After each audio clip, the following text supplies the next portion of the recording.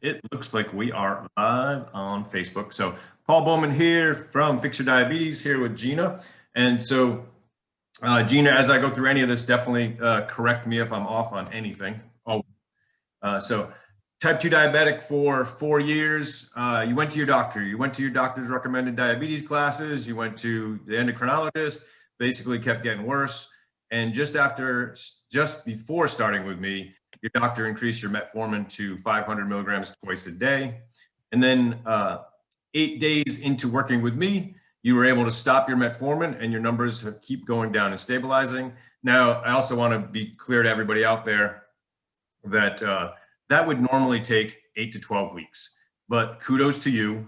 You have 100% compliant and your body responded rather quickly.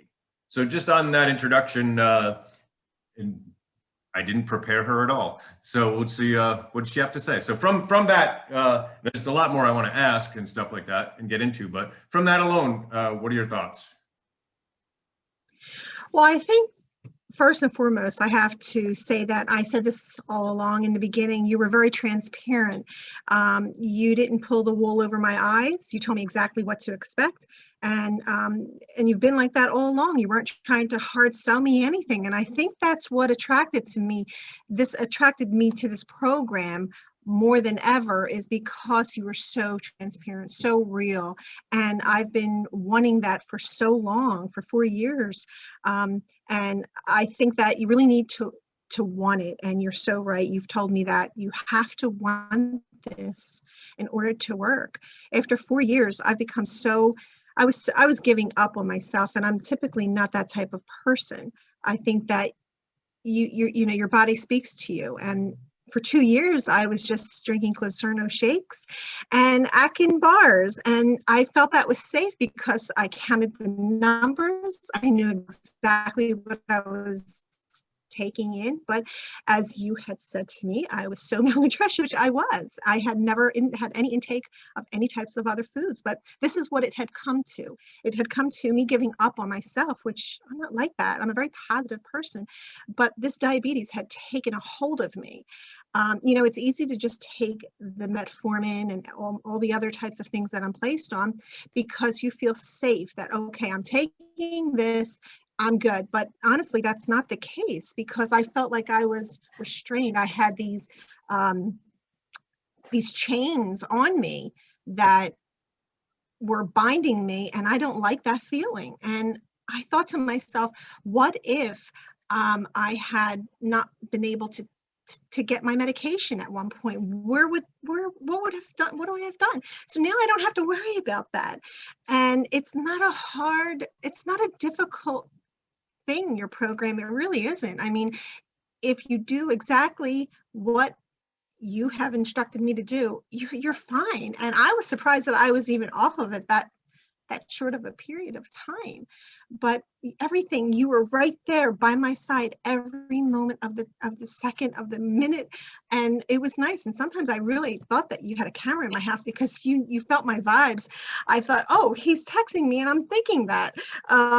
It was just really amazing. You said, how are you doing? And I didn't really expect any of that. I just thought you were going to coach me, tell me what to eat. And you've actually become like a friend, a really great friend that helped me live again. And before I found you, I knew something was wrong with me. I knew that the metformin was not working for me. And I've been on it for 4 years. I felt like there was weights below my knees when I would walk up the steps. I knew something was going on and it wasn't healthy.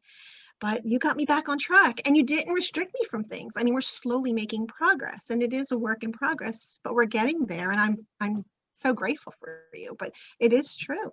You can get off the metformin if you knew how to eat, when to eat, and you actually. I just had to relearn everything on how to eat. And I was just so excited because today my numbers were 94 and I was like screaming, and I didn't really do anything other than eat. So yeah, I don't want to hijack your. No. I'm just so. I've said it before, you do a great job of expressing the way a lot of people feel and what a lot of people are thinking, and you're able to express that. Good. It's good. So I'm sure a lot of people will connect to that. Yeah, so it's interesting. Some people are going to be watching this in one of my other groups, and they're going to know, oh, because you described it. This is the Atkins lady. Um, and so, like, and one of the things in describing what you were eating to people, they're like, how did she get that way? And you kind of said it, but I think it's worth repeating. You gave up on yourself and you gave up on food. And that's not a good place to be. So I'm going to ask this next question. And you and anybody I work with knows how sarcastic I am, but I think it's important to make the point. Of course, you've been a diabetic, so of course you're doing low carb, right? Of course. No. So what's your honest answer to that? No, I'm not actually. I'm eating carbs. I'm eating food. And who knew food really tasted all the fruits? I'm eating fruit like you wouldn't believe when I was told by my doctor, limit your fruit intake. It's too much high sugar, natural sugar, and high intake of carbs. Yeah. You're not only eating carbs, you're eating a lot of carbs. A lot of Especially as carbs. somebody that would say is a diabetic. I mean, put it in perspective, you've been having, I remember, like at least 150 grams of carbs. The other day you had 264 grams of carbs. Like, yeah, and your numbers are coming down. Yeah, again, you can't just do that. You got to do that in the right balance. But just for people to realize, like, no, when you really fix your carbs, you are able to metabolize carbs, and that's important because it's a primary fuel that we need. So you've definitely described it as eating, and what's your weight doing? Oh my gosh, I'm losing weight. I'm like, how is this possible? I was screaming your name to my children, like, this can't be possible. There's something going on. I'm losing weight. Yeah. And to put everybody, so everybody knows time frame too wise, I mentioned in 8 days you got off your metformin. I just looked, I had to look. We've been working together for 26 days now. So, and we're definitely in it for the long haul here. And like you said, continuing to work on stuff, but just so anybody understands, like, yes, you were able to get it off your metformin in 8 days, but just to put context to what we're talking about, all right, this is 26 days into it. Yeah, so yes, you are self-describingly, and I would say so too, eating, and the pounds are dropping off. So in that time, correct me if I'm wrong, but I think it's like 10 pounds in that time. Is that right? Does that sound right? Yes. I was 184. Yep. I'm giving my weight here. That's okay. Yeah, Yes. no, yeah, you should be happy. Like, yeah. I am. Eating for almost a month and dropping 10 pounds. Yeah. Yeah. That's amazing. All right. And you kind of mentioned it. I don't know if I'm pulling out one of your quotes here. In everything I read in the last 4 years, I've never learned as much as in 2 weeks, you teaching me. You speak volume. It is amazing. And I listen very carefully. I listen to the physicians, my endocrinologist. I have learned so much about balancing my food with you. After you eat protein, eat carbs, right, to balance. I've read everything. I mean, you get so confused and so caught up on everything that you read as a diabetic. That's why you give up. It's like, what do you eat? Do you eat this? Do you eat that? No, you just said, yeah, eat this. You can eat that. And this is how you eat it. And you were just plain, boom, we're done. And I got it and I ran with it. And I love the way I eat now. Awesome. So to get this message out there, and to start clarifying for most people out there, so what you know now and what you've experienced now, what would you say to most people out there about the recommendations they're getting from the medical world and the diabetes world? Well, I don't know if I could say that on live, but I'm very. Let me put it this. I'll throw out a disclaimer too, because I would also legally especially in my position, I have to say, consult with your doctor, consult with your medical professionals, and I really do mean that, not just legally, but I mean you should consult with your medical professionals, but also you should consult for whatever you're suffering from.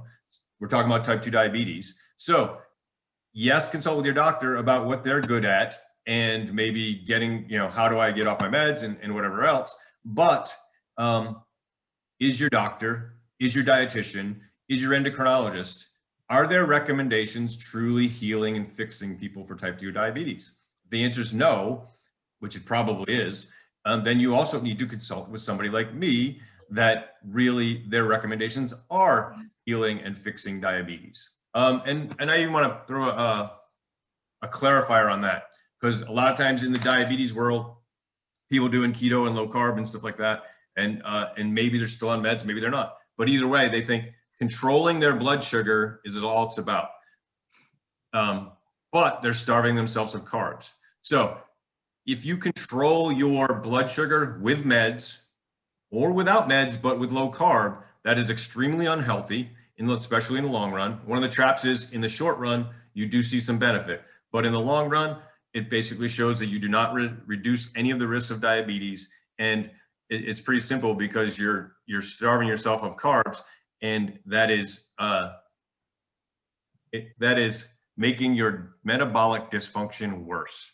So you're not reversing or fixing your diabetes if you're starving yourself of glucose and carbs. So true. Understand that distinction.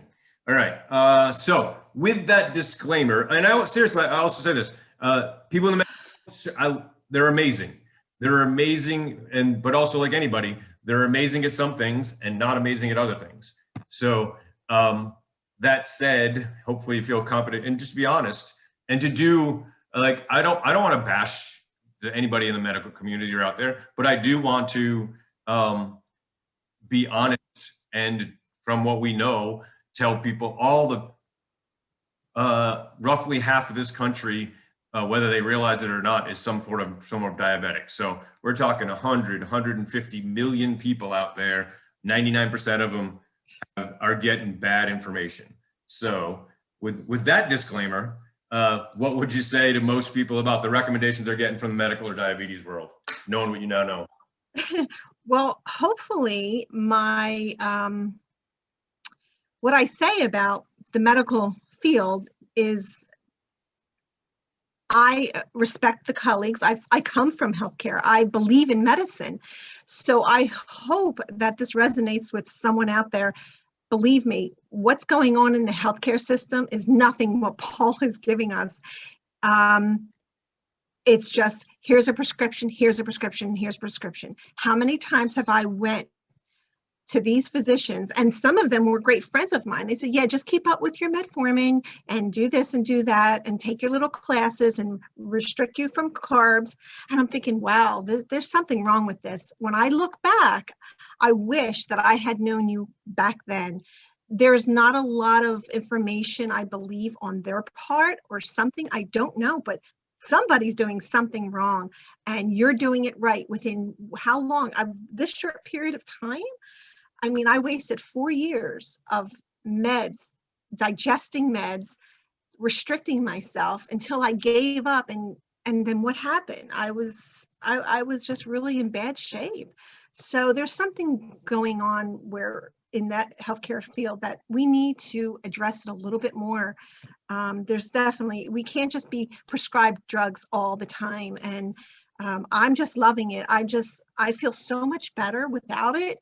I do notice I listen to my body, and when I would take the metformin, I felt very tired, and I felt very low key, and it was just not me. I'm a very high spirited person, as you can see, and I love life, and you've given it back to me. So that in itself, thank you. I really do feel very energetic. I feel younger, and I can eat, and who knew that food tasted so good, and what you've given me. I mean, it's just step by step. There's no underlining.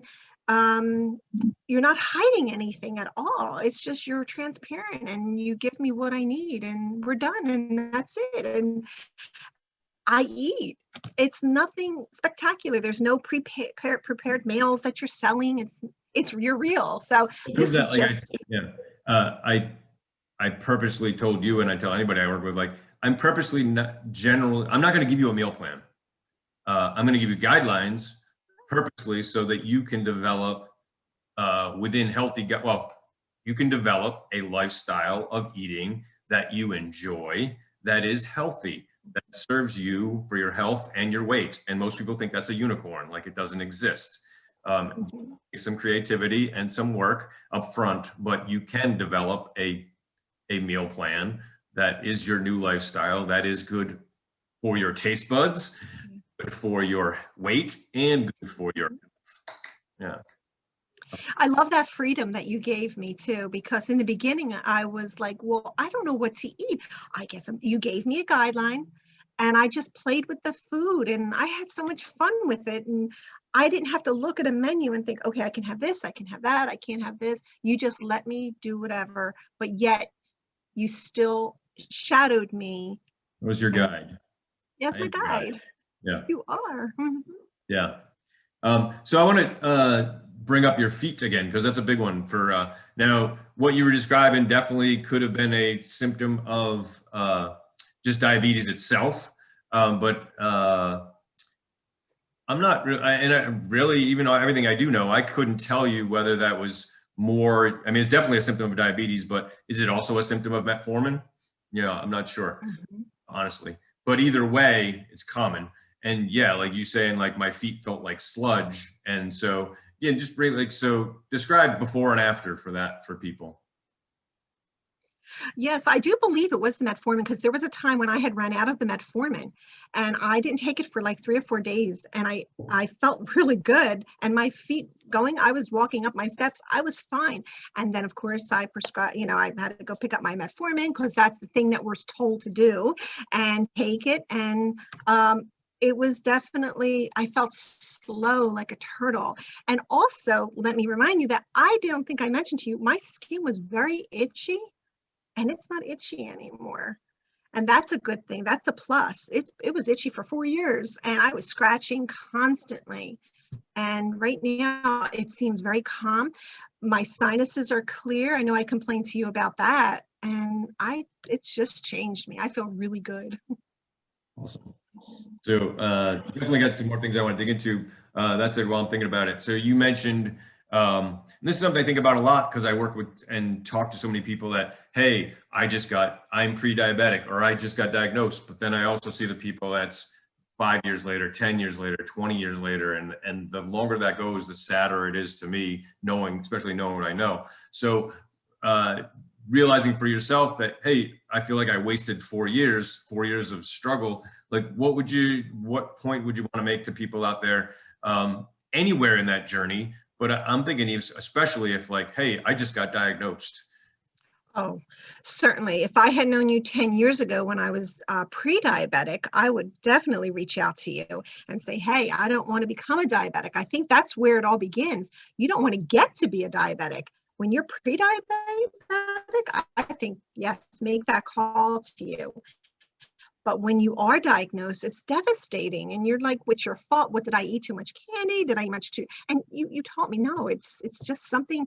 You went into it with me and I just loved it. But if you're just newly diagnosed, don't take the metformin. Your life will change completely and not for the good. And I'm telling you that wholeheartedly because it really affected me. It affected my family. And I don't believe the metformin really helped me. Honestly, it was raising my sugars at one point. Yeah, and to be clear on that, and I've said it before, and I'll say it again, it's clearly a Band-Aid that makes things worse in the long run. Absolutely. That's so true. And every time I went back to my visits with the doctor, I said, it's raising my sugar. Oh, I was told, let it just adjust to your body. Well, 4 years later, it still didn't adjust until I was completely off of it and eating the right kinds of foods, all kinds of foods. And now I never want to return back to that. I will never go back to that feeling because anytime I think about it, I'm just going to think about how my life was before then, and I don't want to do that anymore. All right. Before you answer this, hear me out. So Okay. how your emotional health has changed, but I'm going to read a quote from you that I thought was really meaningful, and I'm sure a lot of people can relate to in some form or fashion. So here's your quote. very depressing when standing in your kitchen and you just want to cry. I stop and think I was literally killing myself slowly. Yeah. Yeah, I remember that. Yeah. So how has your emotional health changed? I'm sorry, I just Okay. that was really that I remember those days, and they were bad days. I'm sorry. I would just stand there. I knew I was killing myself.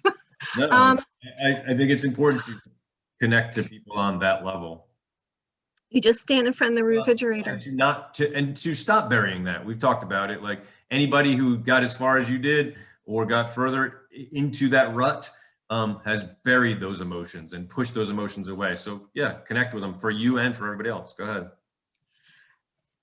They were very dark days. I'm not lying. It was bad. It was really bad. And I would see my family eat. I would see them eating good foods and all other things. And I knew I was slowly killing. I was dying. I was slowly dying. Now I just love myself and I am so happy. And I feel like I'm the person that pre-diabetes, like before I had the diabetes, I was energetic and loving. And I mean, I still try to maintain that, but it was very difficult, and my family knew it too. And I don't know, I just felt like I won the lottery when I fell upon your group. I really did. It is definitely true, and I'm just so excited. I can't wait to continue my life the way I wanted to, and not be so restricted. And oh, did I take the pill yet? Oh my gosh, did I take my meds yet? I just wanted to be, I can get up and do what I need to do and have a healthy breakfast and just be healthy. Awesome. It is, if it's not obvious, those are the kinds of things that drive me to do what I do. So, one of the other things toward that really caught my attention when we first talked, you were proud to be a yoga instructor, yet you were not teaching, you were not practicing, because you told me in a few different ways, you felt so much like crap that you weren't teaching and practicing. So myself being a fitness instructor, being a martial arts instructor, being a fitness enthusiast, to hear somebody say like, I'm a proud yoga instructor, but I'm not practicing or teaching because I feel like crap, that hurts. And then, so just last week, I sent you a message and you're like, oh, I got to go teach a class. I'm like, no, that was the first I heard of it. So there you go from like I described, like, hey, I feel so much like crap that I'm not teaching, I'm not practicing. 3 weeks later, you're like, oh yeah, I'm going to teach a class. I'm like, yeah, so elaborate on the before and after for that. Well, I just have to tell you, being a yoga teacher had been a dream of mine for 10 years, and I loved it. And I graduated school. I was so excited. And then I don't know, I couldn't do it. Every time I would, each time I would get into a pose, I felt exhausted. And again, there's those weights on my feet. And I thought, this is not right. How can I honestly teach yoga and preach it and the benefits of it if I'm not doing it myself? So I knew I needed to do something. And then that was one of the other things. And this journey with you, I love because it allowed me to live my dream. And I practiced my first yoga class, and I was so excited. And some of them know of my issues that I had with diabetes. Yeah.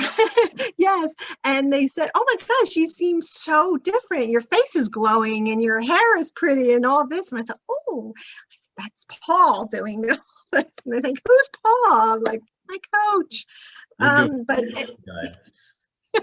Yeah, so I was so excited to get back to it. Now my children are practicing yoga with me. It has just changed my life, and I'm looking into a yoga studio, and I'm just so excited. I never want to ever take those metformins again.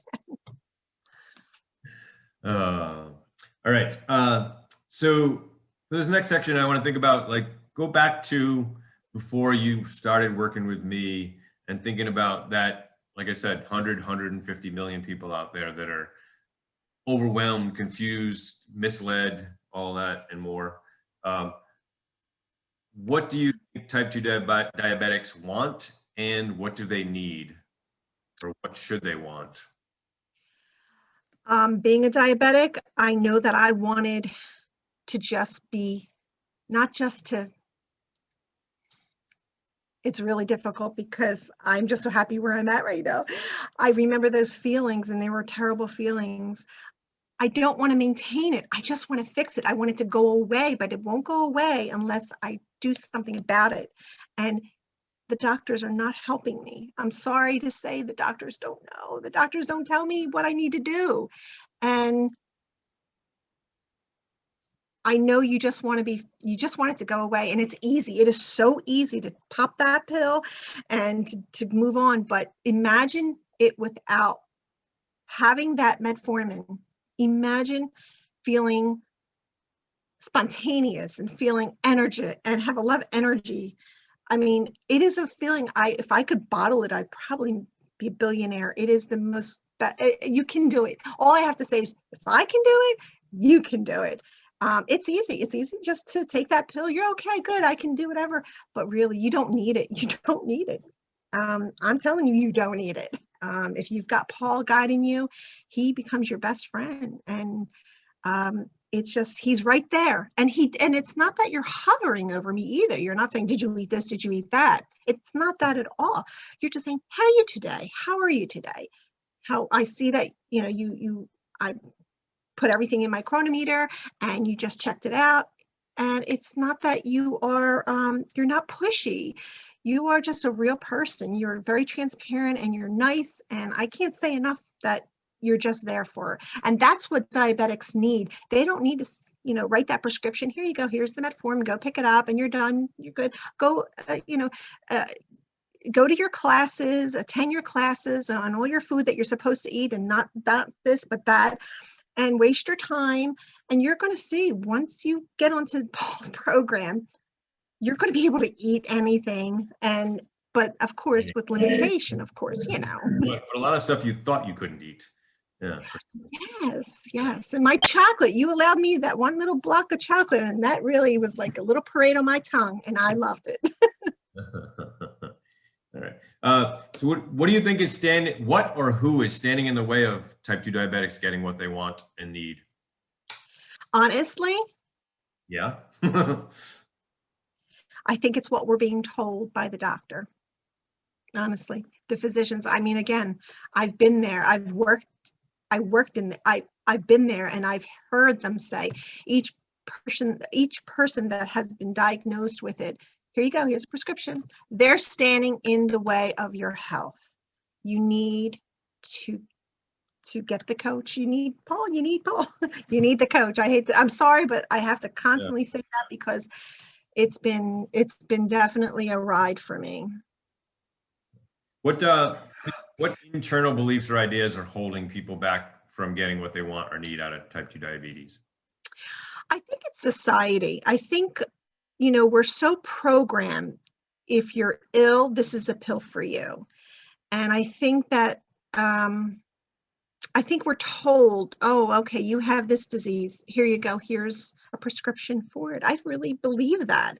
I believe that we don't spread our wings a little bit more and allow ourselves to really understand what it is. We need to educate ourselves and understand it and want it. You must want it. If you don't want it, it's not going to work for you.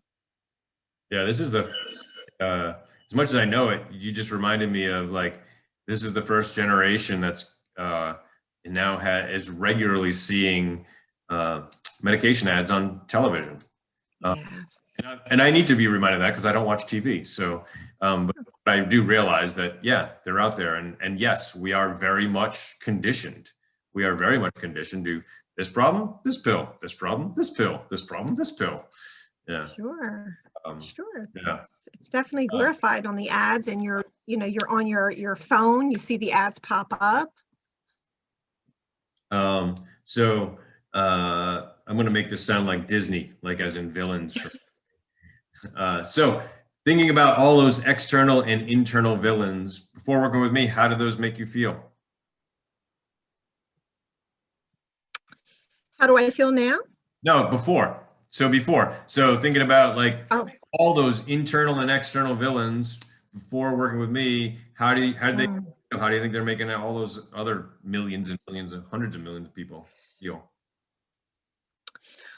Well, if you've ever saw The Lion King, I feel like it's Mufasa, and he was the bad tiger, the lion in there, and that's all I felt like. It's funny you say that because there's a clip in Lion King. It says Mufasa, Mufasa, and he was always hovering, and I feel like the metformin and the doctors were always hovering over me, and I was always afraid. I thought, oh, if I don't take it, what's going to happen? You're not going to die. You're not going to die over it. You just need to get healthy. You're going to be fine. But you just need to know it's a horrible feeling to be a diabetic, and nobody understands. And especially with type 2, they're saying, oh, well, it's okay. You know, it's not type 1, but I think type 2 is kind of lost in the shuffle there, because type 1, it's like, oh, you don't have type 1, you're okay. Oh, just take your metformin. That's what I think may be the problem, because I was thinking about that a couple months ago. I'm thinking, there's no concentration, there's no education for type 2, enough of. And I was so lucky enough to, again, find you. Yeah. What? Why do you think it's just plain wrong for people to go through all that struggle, all those bad feelings? The stress that it does emotionally, mentally, physically, there's no need for that. There's just no need to go through that. It's taking away years on your life. You've wasted all this time for what? To think that you're safe by taking your meds. It's a shame. You're not enjoying anything. I never enjoyed a meal with my family. You know how long that has been? 4 years. And I never ate around the table with them because I already had my Atkins bar, and they're eating delicious foods, and the smell of it, I had to walk away. It's sad. Yeah. So it is, like, whether it's 6 months or 20 years, either like anywhere in there, it's just wrong for people to have to go through that struggle and go through those emotions when it doesn't have to be. Sure. What advice would you have for anyone that is thinking or saying, Paul is just trying to sell me something? And by the way, I'm sorry. to be crystal clear, yes, I am. But what would you say to that? Yes, buy it. Just buy it.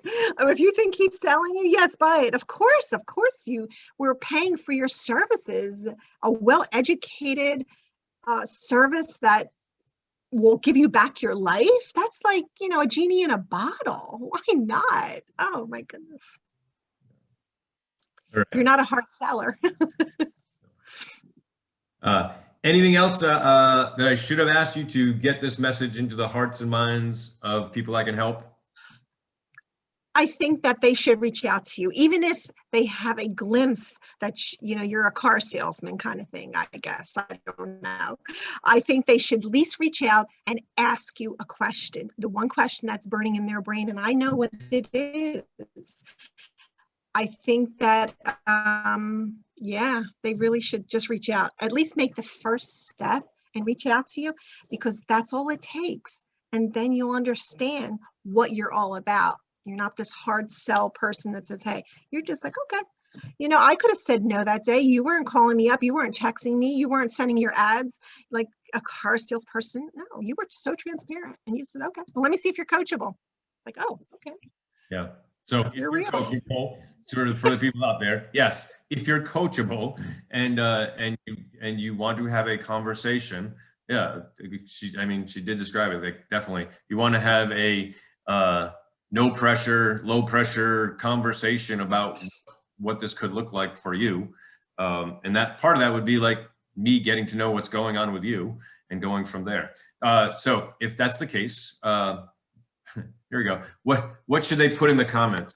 What? Give me a good word. What should they put in the comments? Save me.